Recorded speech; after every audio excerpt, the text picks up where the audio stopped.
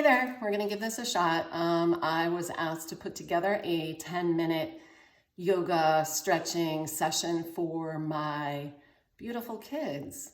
And so we're gonna get started. I know that the light here might not be so great, but we're gonna go with it. All right, hang on. So, my kids are totally into boxing, not into stretching. So one of the things that I would suggest is starting in some simple cat and cow poses. So tabletop position with your wrists underneath your shoulders, your knees underneath your hips, and your feet hip distance apart. You're gonna start with your back level, kind of neutral, if you will. And then you're gonna inhale, you're gonna drop your belly slightly towards the mat or floor, whatever your work surface is. You're gonna raise the chest, the neck, and the head, and kind of drop the heart center down a little bit, pressing through the back toes. And then exhale and bring everything down, rounding out the belly so that the tailbone and the head point down to the mat. And then you're gonna do a few of these. You're gonna inhale, head, neck, tailbone lift towards the ceiling. The belly drops. Exhale, round. So you're going to do that a couple times at your own pace. Make sure that you're connecting the breath to the movement here. So inhaling as your head and chest and neck come up, tailbone also. Exhale down. I generally do about 5 of these to warm up the spine and lower back. So I'm just going to work through them. I actually just finished a workout myself. A quick hitter, so I'm pretty sore and a little sweaty, so I need this just as much today. So then you're going to extend the right leg back, come onto the ball of the foot and just rock back and forth a little bit, stretching out that calf. You might feel the stretch coming all the way up the hamstring. And then inhale that leg up, hip height. Engage the core here, press through the heel. So you don't want your toes to be pointed. You actually want the toes to be pointed down. And maybe this is enough for you, but you're gonna play with your balance a little bit too. But then if you feel like you've got your balance, your core is engaged, maybe walk your left hand forward and then inhale it up. Really reach through those fingertips as you press through that heel. And you're stretching out the entire body here. Breathing. Being careful not to collapse into this armpit, but really keeping that right arm really strong, engaged. And then exhale, bring it back to center. Extend the left leg. Come on the ball of the foot. Rock back and forth a couple of times, warming up that calf, hamstring, back of the leg. And then inhale that leg up hip height, press through the heel. I don't think you can see my heel here, but just listen to my cueing. And then walk the right hand forward slightly. When you feel like you've got your balance, inhale the right arm shoulder height, spinning the palm towards the midline, pressing through the fingers or reaching through the fingers, pressing through the back heel. Breathing. And then exhale down. Then I would bring the big toes together, open up those knees nice and wide, and sit those hips back into child's pose. Now, I happen to have a lot of hip opening here, so I can actually go really far down, but if you can't bring your forehead to the mat, go ahead and stack your fists, and then just bring the forehead onto your fist, or a block, or whatever you need to. Your hips might even be sitting a little bit up here, but just try and breathe into the lower back and into those hips. Try and release them. Maybe rock gently side to side as you're there. So whatever child's pose position you want to take, whether you're stacking your fists, whether you're reaching your hands out in front or alongside your body, you might want to bring your knees a little bit closer and bring your arms alongside your body. And then just breathe into the lower back and those hips. Like I said, maybe rock side to side. Take a couple breaths there and then come on up. You never want to feel discomfort, right? So if you're feeling uncomfortable, come on out. You've gone too far, and this isn't about ego. It's really about stretching. So then I would go from here, I would curl my toes under, and I would sit my hips back towards my heels, start to lift my knees up, start to straighten my legs, press the heels back towards the mat, and come into a down dog position. So ideally you want to be an inverted V, but we're just warming up, right? So let's take our time getting there. So just press into one heel, right heel down, then left heel down, then right heel down, then left, and then come into stillness. And you'll see that my biceps are even with my ears, and my arms are active. My shoulder blades are on my back. I'm pressing the mat away from me. I'm not dumping into my wrists. I'm using my fingertips to really pretend as if I'm sliding that mat forward so that my tailbone reaches more towards my heels. I'm going to engage the core a little bit here. You're going to feel a nice stretch coming down the backs of your legs, probably alongside your torso. And breathe. Maybe take a few breaths here and then come out to a plank pose. And you might have to adjust your hands and your feet in order to do so. But the main alignment here, or the alignment here, is your wrists underneath your shoulders. You really want to spread those fingers nice and wide. Press through those heels. You want to be one long line from the base of your head, base of your skull, to your heels. Engage in the core here. You're also getting a workout while you get a stretch, right?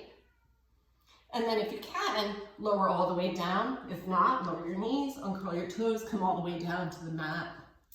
Then I love to do this for my back, spinal balance. Low cobra, Bhujangasana. So bring your hands underneath your shoulders. Your forehead's gonna come down onto the mat. You're pressing your elbows really tight towards your side body, but you're also pressing your toenails into the mat so the backs of the knees spin up towards the ceiling. So you really don't want your knees resting on the mat. That's gonna protect your lower back, especially if you have back issues. You know who I'm looking at right now. And then inhale. Keep those elbows really tucked in tight here. Press the toenails into the mat. Again, the backs of those knees are going to be lifted towards the ceiling. You don't have to come up very high here, but you're getting an incredible stretch. When you're done, exhale down, come back to tabletop, and then maybe come back to down dog. And then go ahead and inhale that right leg up into like a three-legged dog. Keep your hips even.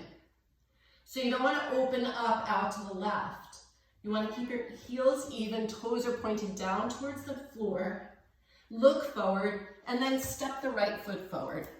This is a great stretch here. So back heel, you're pressing into the back heel. Right knee is over right ankle. Here comes my cat. You're gonna lift your chest. You're gonna feel that incredible stretch coming down the left leg. And there she is, always. She always knows. Yes, she does. And breathe. Right, Nug? What do you think? And then maybe take an inhale. And on an exhale, start to straighten that front leg as you press towards that back heel. Again, you might not have a lot of movement here. You might not go into this full pose, but you're gonna feel an incredible stretch coming down the right leg and the left. My back heel is not hitting the floor. No matter what I do, it won't, but don't force it. And breathe. Take a couple breaths here, and then inhale back to that low lunge position. Maybe drop the knee down, uncurl the toes, sweep those arms up. Breathe. Couple breaths. Exhale, bring the hands back down to the mat. Step back to down dog. Inhale, left leg up. Again, my hips are staying even. Well, at least I hope they are.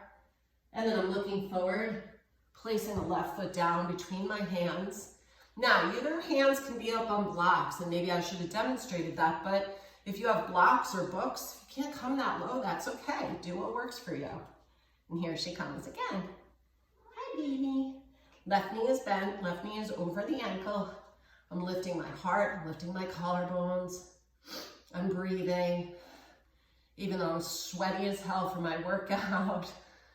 Inhaling, and then as I exhale, I'm gonna start to straighten this knee and step back towards that back heel. Again, this side's a little tight today, so this leg isn't gonna straighten. Just do what you can. No pain. If you have pain, you come out. Breathe here a little bit. Then inhale back into that lunge position. Drop that back knee, uncurl the toes, sweep those arms up overhead.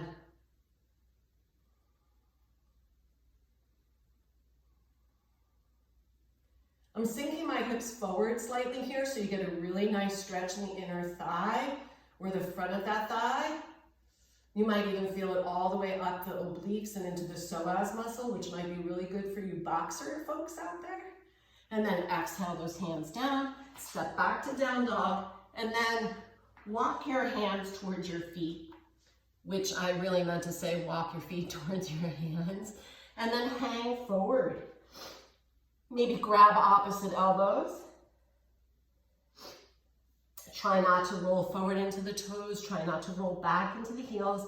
Again, my legs are extremely tight most of the time. So my legs are going to be generally bent a little bit. But I'm going to try and use the weight of my head to lengthen my upper body towards my feet. If that's too much for your lower back, bend your knees more. Maybe rock side to side. And then place your hands down. Bend your knees deeply, rest your torso on the thighs. Exhale, forward fold. And then inhale, reverse swan dive, arms up overhead. So for stretching here, I'm not going to do a full-on yoga session for the folks that are really looking for just some stretching poses, to be honest with you.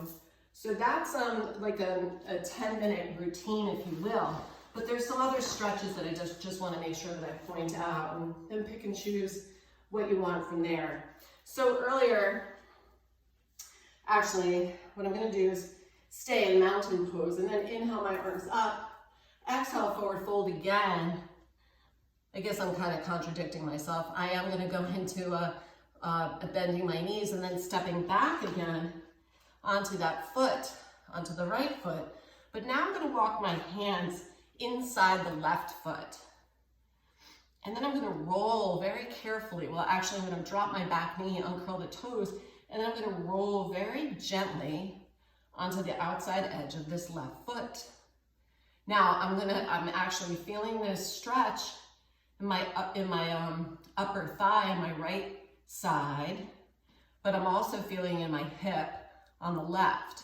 Now, if you want to go a little bit deeper, and I would say go cautiously, come down onto your elbows. Try and keep your shoulders aligned here. This is a pretty intense stretch, so be gentle. And then take a few breaths, come on out, roll that foot back in, and then switch sides. Right, so my hands are coming inside that right foot, dropping that back knee down, uncurling the toes, rolling onto the outside edge of this right foot, feeling an incredible stretch in my left thigh, my right inner thigh. And I'm going to come down onto my forearms here. Now, you don't have to come onto your forearms. This might be enough of a stretch, and for most of you, this might be. But make sure that your toes are pointing in the same direction as your knee. So you don't want your toes pointing off to the left and your knee is to the right. Just make sure you're pointing in the same direction. And then gently come out. And that's that.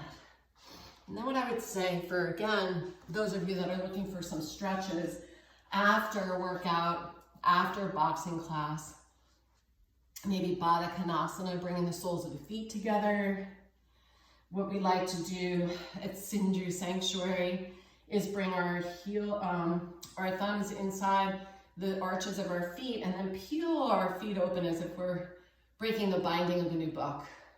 You want to make sure that your sit bones are really connected to the floor, your spine is long and lifted, and then start to just hinge at the hips here.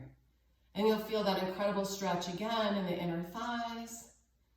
Maybe your arms will fill the opening between the legs, and then just hinge forward. If you've got a little bit more flexibility and mobility in the hips, maybe you want to bring your hands forward and just breathe. You may feel this in your lower back, you may feel it in the inner or outer thighs. Take a few minutes and then gently walk yourself back. So really gentle, really slowly. Then extend the right leg. Bring the left sole of the left foot to the inner right thigh. Again, make sure that you can feel both sit bones connected to the mat here. Your right leg is going to be at a slight angle, so it's not going to be directly in front of you. It's going to be maybe in the corner if you're practicing on a mat. It's going to be maybe right in the right-hand corner of that mat. Inhale those arms up overhead. Get the length in the spine and then start to hinge over that extended right leg. Now I can easily wrap, not easily, today easily, but I can wrap my hands around my foot here. If this is where you are today, that's still a great stretch. Maybe you'll eventually work your way up to that. Maybe your hands go to the calf.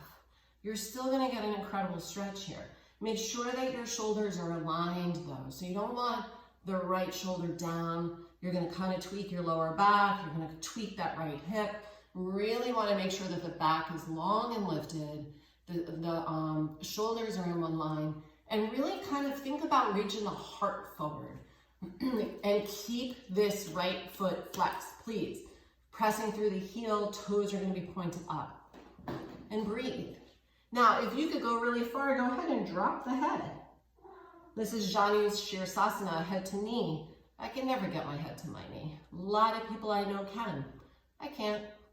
Don't worry about it. Just do what you can. And then when you're ready, come on up nice and slowly. Switch sides.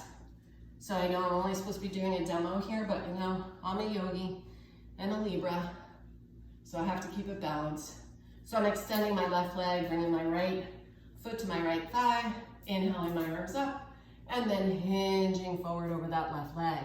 Now, you may notice one leg is a completely different pose than the other. That's okay, but this foot is flexed, I'm pressing through the heel. My feet might be dirty, no judgment. And then reach that heart forward. And if you want, go ahead and drop that head down.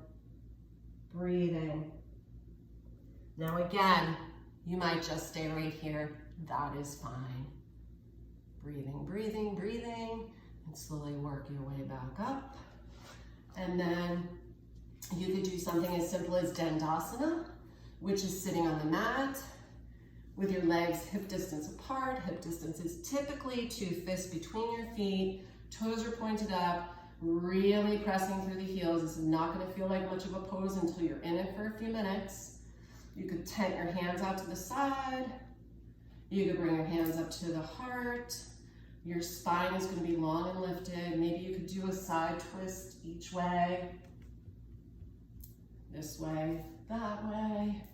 And then if you want to do another stretch, you could bring your hands under your shoulder blades with the fingertips pointed down towards your heels, and then lift those hips up off the ground, coming into a reverse plank. So a couple stretches there. Another one is then bringing the right foot onto the mat, extending through the left foot. You're going to want to try and keep a fist distance between your foot and your knee. And you're going to have to play with the placement here as to where your bent foot or bent leg should go. Some people can bring it really close to their pelvis, but then I find that my lower back rounds, so you don't want your lower back to round. So my foot typically stays pretty even with my knee. Then I bring the right hand behind me to kind of support my back, keep my back kind of like a kickstand, if you will, but keeps my back long and lifted. And you can either reach that left hand forward and then wrap that left hand around the right thigh, twisting towards that right thigh, but make sure you're initiating that twist through the lower waist. So not the shoulders and the head. maybe you start twisting first and then the shoulders and the head twist with you. Again, left foot is flexed, pressing through that heel. And then as I'm twisting, I'm inhaling, getting a little bit more length in my spine. And as I exhale, I'm getting a little bit more deeper into this twist. Okay, gently coming on out, going to the other side. Going to measure the fist between the leg and the foot, bringing the left foot behind me. Now this side, I'm going to bring my arm up overhead, just an alternative here, and I'm going to hook the right elbow over the left knee, keeping sure, kind of ensuring, I guess, that this left knee stays in, so it's not splaying out. You're really keeping it locked in. Really want those hips to be in alignment. Left hand is behind me. It's really keeping my back straight, so I'm not rolling into my lower back. My back is long and lifted.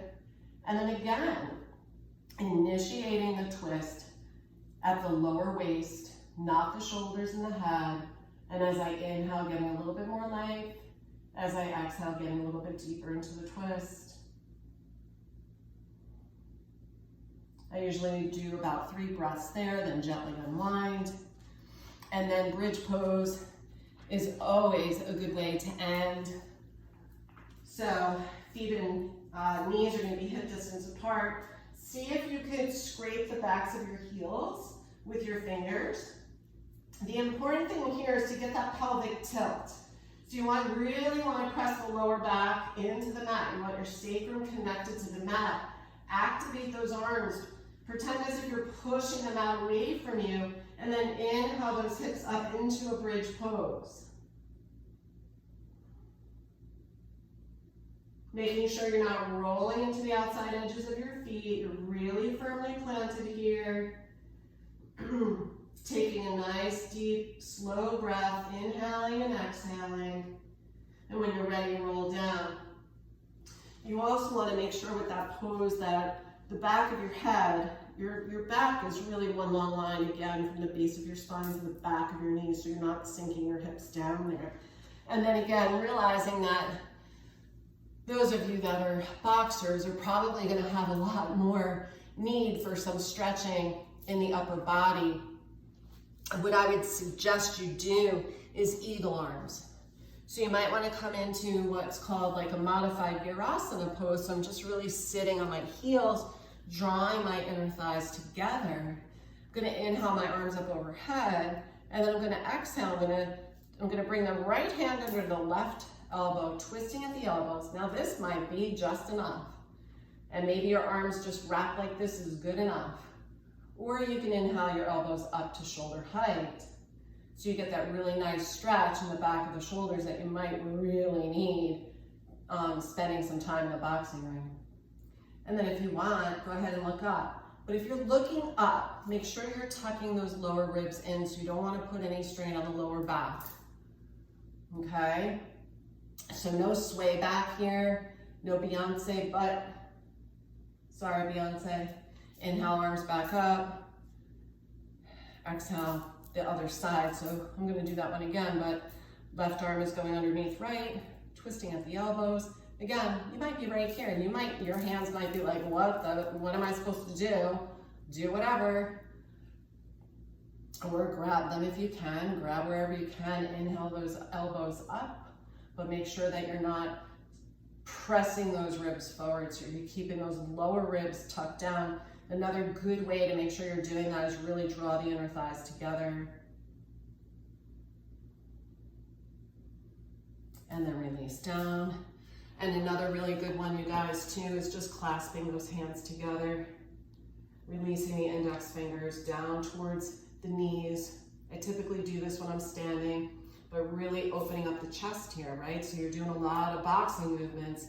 You're going side to side. This is going to open up that chest, right? Sinking those lower ribs down. So even though my hands are behind me, I'm not doing this, right? My tailbone is still pointed towards the back of my knees, or if I were standing there, it'd be pointed to my heels. My head is stacked directly over my spine and between my shoulders. My arms are active. That's another good one. And then lastly, well, I'm sure you guys do this in the gym, but really just kind of bringing the left arm across the chest. Another good shoulder stretch here. Opposite side. And then this might be a good one. This is Gomukhasana. So arm comes up, comes behind your head, and then the left arm, you bring the back of your hand up your back to try and clasp your hands together behind your back. So I can do this on this side, maybe you can see, but I cannot do this on my other side, so you lack the mobility here. But I'm going to show it to you anyway. And wherever your arm goes, maybe eventually your arm just kind of cradles right in between the elbow, the crook of the elbow. Breathing, keeping those ribs locked or kind of stationary. Releasing gently. You might want to just kind of hug yourself in between. Hugging yourself just feels good, I know, right? And then inhale that left arm up. Drop that left hand down your back. So the palm of the hand is coming down your back, and then your left hand is trying to reach up. Now, I could not do this on this side, but what I would suggest is have a belt or a strap and slowly start to work your hand up. And if this is just what you do for today, that's great. So just make sure you're breathing, you're evening yourself out. I know you asked for 10 minutes, but I'm the mom. I gave you a half hour. Love you. Bye.